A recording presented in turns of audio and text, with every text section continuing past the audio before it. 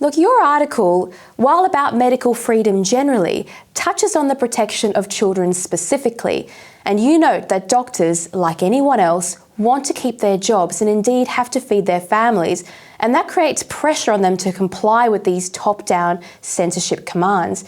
And yet somehow you managed to find a doctor who chose to speak out, a child and adolescent psychiatrist. Tell us a little bit about Dr. Gillian Spencer and their so-called great crime. That's a great way to phrase it as well, because when you look at Gillian's story, it's anything but a great crime. It seems to me that she's actually doing her job. Over the last few years, I've been just so disheartened by some of the censorship that we've seen in medicine, and Gillian's story is no different.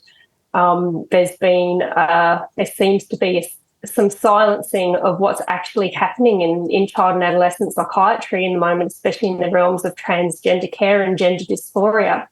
And Gillian, when I spoke to her, said she's seen this kind of unfold over the last probably 6 or 7 years. It's become a real issue, and she was becoming alarmed by the way that the policy directives and the way that the department and the hospital was directing the specialists to actually deal with these cases, especially in light of the fact that the evidence is evolving and emerging at this time, but there is also a fairly strong evidence base that questions the gender affirmation model that they were being encouraged to take. And she, this really is a story of a doctor with a conscience, and her conscience wouldn't allow her to continue to do this. And so she started speaking out in small ways, speaking to colleagues. And, she actually told me how she bought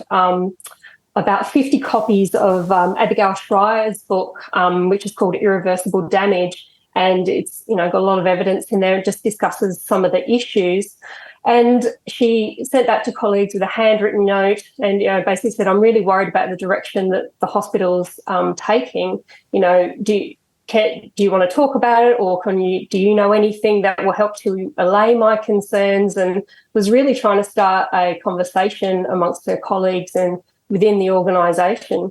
And a lot of doctors agreed with her in private, but were just simply too frightened to speak up. And, if her case is an example of anything, it's that, when you speak up, you stand to lose your career, your livelihood, your reputation.